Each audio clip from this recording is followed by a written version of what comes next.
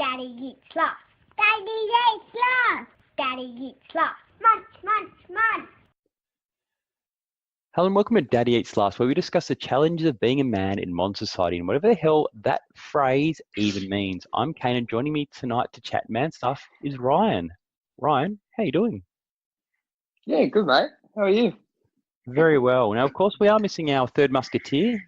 Matthew is one of four in the household of five who has gastro in his household at the moment. So he's making friends with the porcelain rather than spending time with us this evening. So, Matty, I hope you get well soon. You've had a rough couple of weeks, so yeah, you do a change of luck. Could have been from eating those $1 cheap twirls, though. He has had a couple of rough weeks, hasn't he? He has indeed. You're doing all right, mate? Yeah, no, I'm doing well here. Excellent. Now, what I want to discuss tonight is whether we would be comfortable telling our friends and family what we earn. We both have jobs of different descriptions. I've certainly been in a 9-to-5 job plenty of times in my life before, so that's generally where a lot of people start out in a role, and then after a period of time, you just kind of stay there, and you maybe get a couple of salary increases, and people kind of, depending on what you do, people kind of guess what you're on. So would you be comfortable telling your friends and family what you earn if they were to ask? A lot of the time we don't freely volunteer this sort of information. Money is often a taboo sort of topic, but what would happen if somebody asked you? It's a good question. I think as a general, I would be, but I definitely, weirdly enough, I was very, like, money to me is not really a taboo topic. I'm actually quite open about it. And very much so was a few years ago. Funnily enough, I've gone the other way and started to be a bit more reserved about it. And I'm not sure why that is until obviously we've started talking about it now. But it's definitely a tough thing. But look, I think for most people, if they ask me straight up sort of around what coin you're on, I'd be okay saying it. Yeah, money in itself, I don't see as necessarily good, bad, evil, inherently, anything like that. I think the more money you have, it can amplify who you really are. And in some people, that's fantastic. And you just have to look at really successful, rich people doing amazing things with donations and time and what they do with their money. And then vice versa. There are some pretty bad people out there that with more money, they're actually just generally a shitter person. Yeah, more money, more problems. It's an interesting one. It's not something which comes up in conversation so much around what people earn and what people are doing to sort of earn that money as well. You have no really not much of an idea on what people do on a day-to-day basis in their jobs a lot of the time. I think my parents sometimes would have no idea what I actually do on a day-to-day basis or what I even do full stop. So the money conversation is just even a stranger one where a lot of people don't even have time to understand what somebody else does for a job. Yeah, I think you're right there. Like, I've had both my brother and sister go, now people ask what you do. What exactly do you do? And even explaining to them is hard. And I think, if you look back 20, 30, 40 years ago, maybe, we kind of knew, and I read something today about this week about what the average Australian earns, and all those statistics came out, which was quite an interesting read. But 20, 30 years ago, you kind of went, all right, well, people knew what jobs were back then. I think jobs now, like, there's so many different jobs that we didn't even have 5 years ago, let alone 10 years ago. And half these jobs, I don't even know what they are. And then I find out that, like, say, for example, with our business, if we're looking to bring somebody in for some website stuff or whatnot, and I'm generally usually pretty shocked at how much the market rates for that is. So to what you're saying, like, we don't even know what the jobs are, let alone how much it is. Whereas before you were like, okay, well, you're a mechanic, and roughly mechanics earn between this and this kind of thing. Whereas I think it's changed a lot. Jobs will become more task-based rather than sort of, this is your job. It's almost that gig economy thing where you'll be doing this and you'll be doing that, and you'll be doing this, as opposed to you have an overarching career of this particular job as such. I think that's where it'll end up anyway. Yeah, and I mean, like you said, there are more and more people now as well. It's kind of not a simple thing of, all right, well, how much do you earn? I earn 80,000 or whatever. in my one job, because as you said, there's so many people that do more than one job because of the gig economy, or people that have more than one income. So I'm split across a couple of businesses at the moment. I actually legitimately have no idea what my annual earnings would be. I know what I take out of the business, and it's enough to get by. And we've discussed this before. I have a figure which I need to be able to make where I just need that to get by. I don't have any sort of rich tastes as such, as we discussed last week. My beer in my shower and my $10 plate of dumplings every now and again tides me over. I'm very frugal. Is frugal a good word? I think tight ass, not quite tight ass, not quite frugal, but I have very meager wants and needs. So I don't need much money to get by. So I know what my figure is. So I actually don't know what my earnings are because it's across businesses and it depends after everyone else is all being paid and profit and stuff like that. So if somebody asked me, the stupid thing is I wouldn't even be able to tell them. I could tell them a ballpark-ish, but man, that could change on a year-by-year basis as well. Yeah, and I guess I'm much in the same boat that I kind of wait for my tax return to work out exactly how much I earned in that year.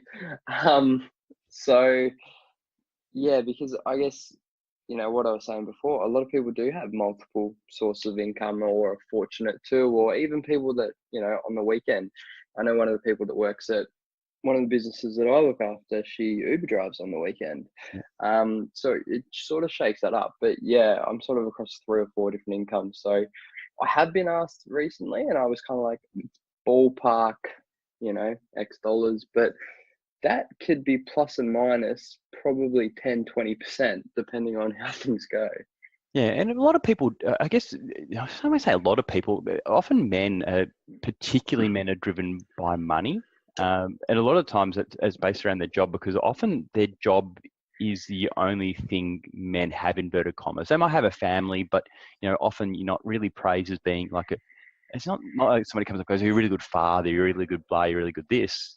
You might be okay at cricket, or you might be okay at sport, or you might be okay at something else. But often for men, their job is all they have. So that quantification and competitiveness around dollars can kind of come into that. I guess that leads into the ego conversation as well. But it's not uncommon that men kind of judge themselves on their jobs. And as somebody who does work quite a lot and do some, fortunate enough to do some good things and earn some very decent money, I can really see how that you can go down that path. And I probably have some more luxurious tastes in yourself there as well. So there can be some trappings with that. But one of the interesting things knowing the healthcare space is that guys, especially at about sort of late 30s and into their 40s, when they really are maybe a couple of kids, or their career is really burdensome, they might not be playing sport anymore. They probably, as what happens with friends, you still have plenty of friends, but you don't get to spend as much time with them because of work or family pressures or whatever.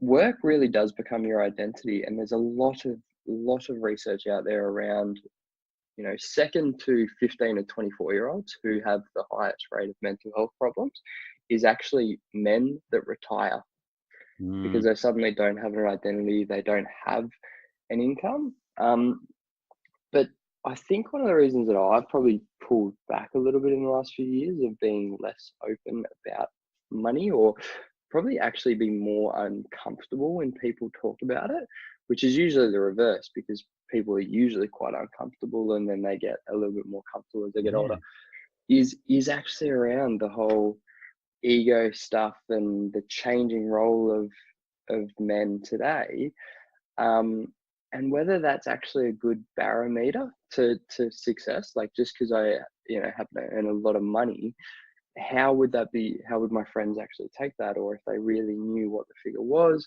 does that change a relationship? Even as simple as going, oh well, shit, Ryan earns X dollars, we're not buying beers anymore. Like, is there an expectation around those kind of things? So yeah, it's I was at a work weird conference. one. I was at a work conference, an educational based work conference a couple of years ago, and I was sitting next to an older guy. He would have been sort of mid 50s, maybe 60 odd, so 20 years older than me. And we're having a chat about success and things like that, because it was part of the workshop we were doing of, okay, what would success look like for you in what you're doing? And we're just talking about a few different things. I was paired up with him, and I said to him, "Oh, what does success look like for you?" And he goes, "Money." I said, "Well," I've gone, "Okay," I'd probably just gone the complete opposite. It's a bit of this and it's a bit of that and it's a bit of this. It's like a recipe. You add a pinch of this and a cup of that, and then hopefully at the end of the day you'll be happy. You have the happy cake. But he went straight for money. I said, "Well, why is that?" He goes, "Because for people my age, you're absolutely just success is based purely what's in your bank account." I was like, my jaw almost hit the floor. I couldn't believe what I was hearing. And it's a really unusual way to look at things, where everything was just purely, his happiness was purely based on the dollars in his bank account, because that's how he felt society judged him. Yeah, and I can really see that though. I can see how that happens, whether it's right or wrong. One of the trappings that I'm actually mindful of now is and this is it, because of the changing role of guys. And like when I was a kid, I was hungry as shit for money. All like, and my mum was ever on here, she would protest. I'm running around telling you, what do you want to be when you're a grown up millionaire? There was literally would have been the exact words out of my mouth. In between captain of the Australian cricket team, North Melbourne, and the Prime Minister as well. So I think they'd all end up to the same sort of dollar value at the end of the day anyway. Yeah, they would all end up as a nice net result. Mind you, I'd hate to be the latter of all of that now.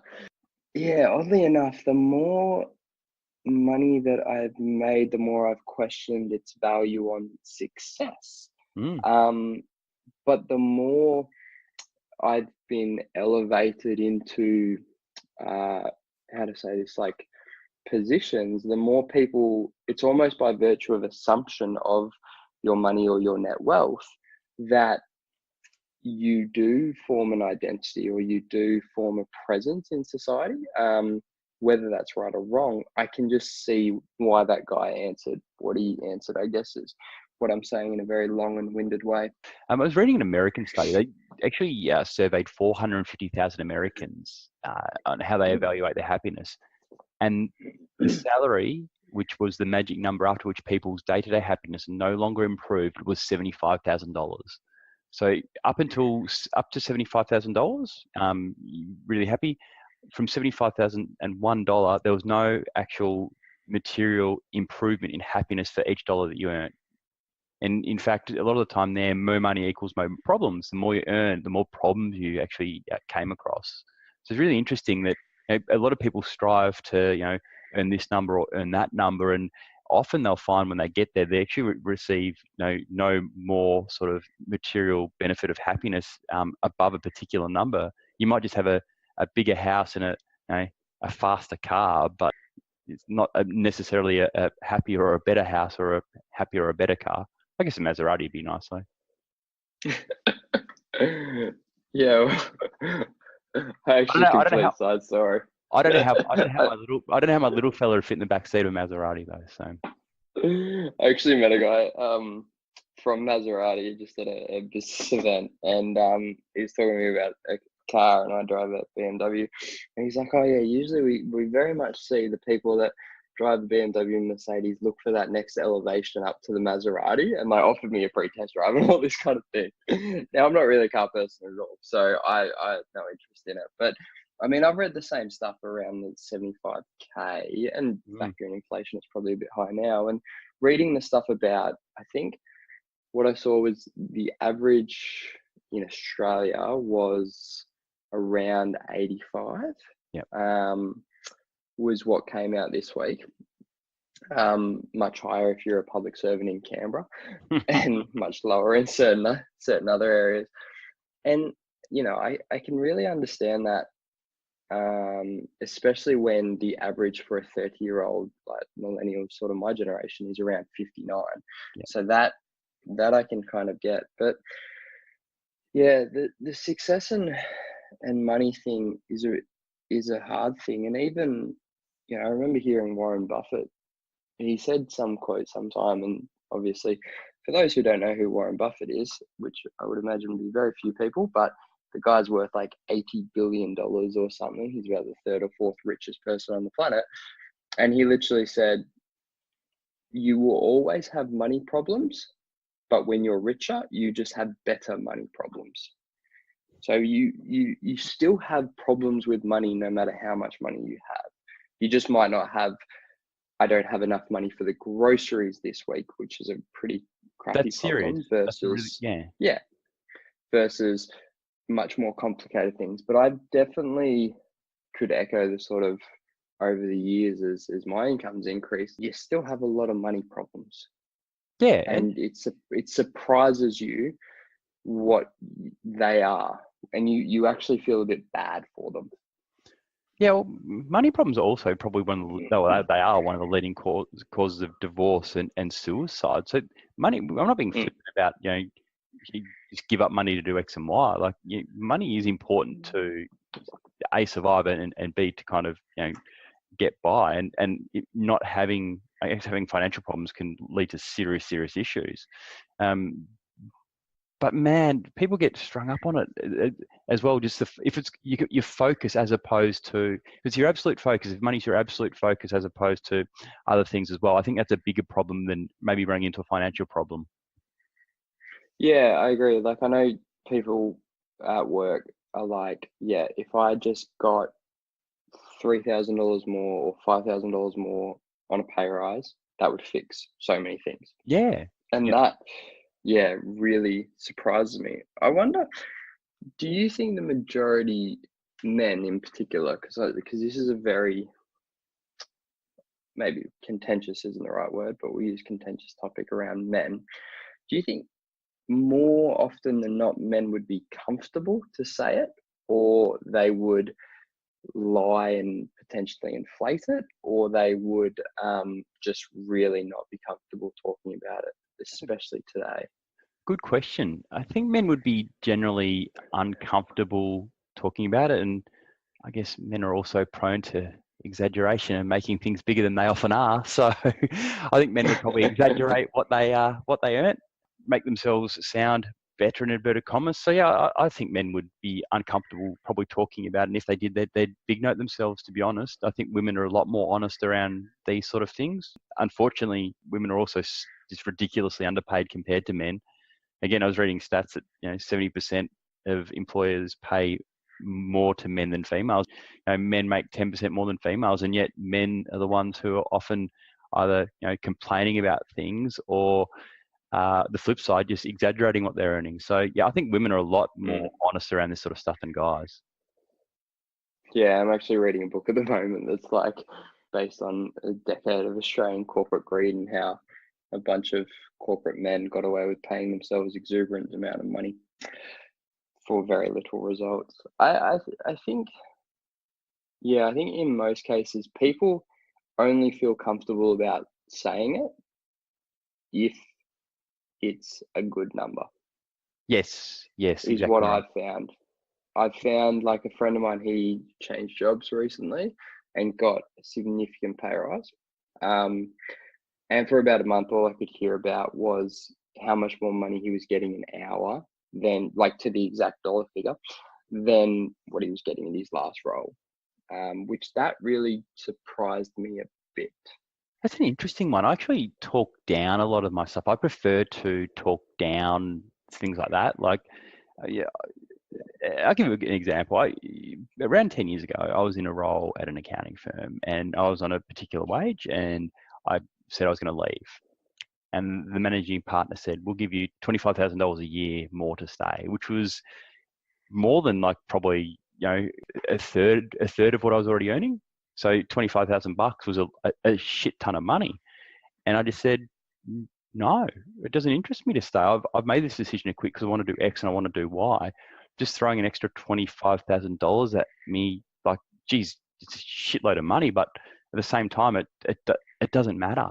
So and again, I think I've ever really told many people that at all. Like, I talk down a lot of the stuff that I do because I'm more embarrassed that if people think that I'm earning more than I am, to be honest. I come from a blue collar background. My mum's a mum and my dad's a carpenter. So we were always told to try to stay humble. So I generally try to talk all my stuff down. Yeah, I've very much moved to that, talking things down, because I actually get worried about how people react when they think that you have quite a bit of money. In terms of, you just see that the behavior changes with how they interact with you. Yeah, so I mean, it did surprise me that he was like that, but I'd almost argue you would probably be in the minority than the majority. If most people got offered a $25,000 pay rise to stay in a job that gave them the shits, I think most people actually say yes. Yeah, I didn't really even Did, hate the job that much. I actually quite like the people. I'd been at the workplace for the best part of 10 years, so I fitted in really well. I knew where my spot was, but I just felt like it was time for a change. And it wouldn't have really mattered what they threw at me, to be honest, money-wise. I probably wouldn't have stayed anyway. But man, it's compounded over 10 years. It's a lot of money over 10 years. it's quite a nice sum. Maybe I But should I take think it. maybe. No, well, that goes back to, like we said, what does success Exactly. mean? I remember being on I was on a board of directors with probably a man who was very in your face with money. Yeah. And would like, to the point of wearing Louis Vuitton belts with a shirt tucked in, and they were massive logos. And you just, if you ever ask, like, how sometimes you say, oh, that's a nice jacket or whatever, you get told the price tag, get told all the bits and pieces.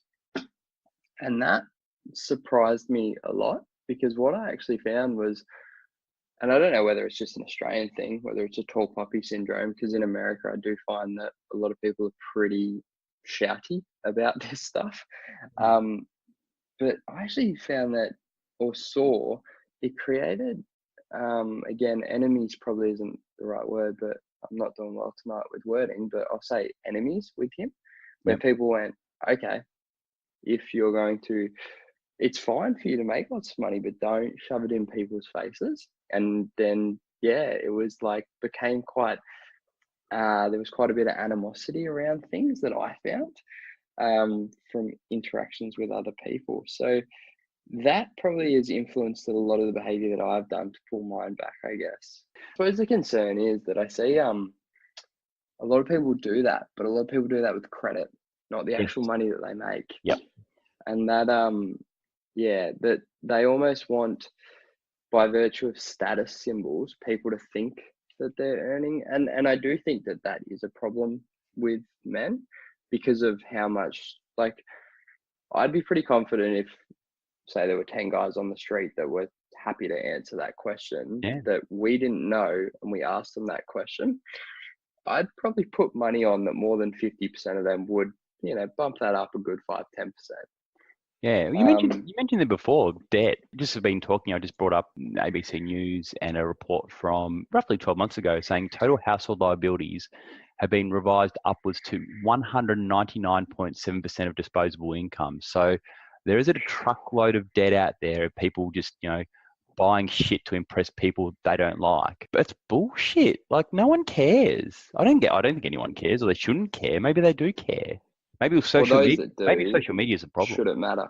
Exactly. I think, look, I think there's a lot of pressure on, we're seeing it with younger people, in terms of, I read, basically, I think it was one of the accounting firms did some really good graduate study, but those graduating uni expected to be in a senior leadership or executive position within 5 years.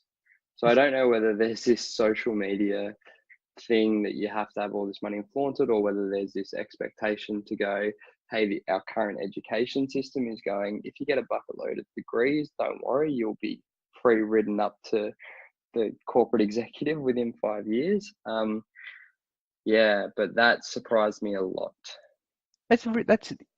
That is it's not impossible, but it's extremely unlikely. Like, you don't. I thought when I came out of university, I knew a bit of stuff, but I also knew that I had to work really hard over a number of years to get to a certain spot. No matter what you do, you're going to become a leader, an expert in whatever field you've been studying at university, or whatever field you've been doing at high school, or whatever trade you're doing. it takes time to become an expert in something before you can be seen as a leader in that. That's maybe some unrealistic expectations of kids coming out of uni to be in leadership roles in Yeah, 5 years. I think God, the media, can't all be a the Ryan media Ebert. is yeah, I was fortunate enough to actually within that 5 year mark. But that involves starting a business and Exactly. selling it and doing some very risky things where there were a lot of times where I would have made more money at Macca's per hour than I was doing what I was doing. So, but I think, the media with the success stories and all that kind of instant gratification stuff, whereas when you dig a little deeper with those stuff, you just see that there's a decade worth of work behind there, or there's so much that people don't know. And I think with what we're talking about here, would you be comfortable saying your salary and that kind of thing? I agree. I'm not sure it's a question that we would know the answer to. I'll be very interested to find out a little bit more about it among men. But I also think, should it really matter? Shouldn't matter. I think that's probably the bigger question of. Exactly right. I got mates who turn over like sort of $2 million a year. I got mates who turn over sort of $50,000 a year. The ones who are turning over $50,000 are probably they are just as happy as the ones turning over $2 million a year. All catch up and we have a drink and we all have fun. It doesn't make a lick of difference how much money is your bank account. It's if you're actually a good person or not. Yeah, it's interesting because I think a couple of years ago, I got a real shock on it really is not how much you earn, it's how much you spend. And again, there is a point of how much you earn is very important based on, say, Maslow hierarchy of needs. Like if you can't get roof and food and all that kind of thing, absolutely how much you earn is very important. No, I agree. It's been a really interesting conversation on it. As a great topic, it's something we might revisit. We'll definitely revisit money down the track in different formats. And it's a really important one to discuss. As we said before, it does lead to a lot of divorce and suicide problems, especially on the male side of the population. Just a note, I don't know anything about cars either. I was just told once that a Maserati was an extremely sexy car. But anyway, that just about wraps it up for this week. Do subscribe to Daddy Eats Last on iTunes. I used to drive a Camry, had a whale written in on dust. That's how bad my cars have been. I was a 99 Corolla until the upgrade. Hey, your car doesn't matter. Love that car.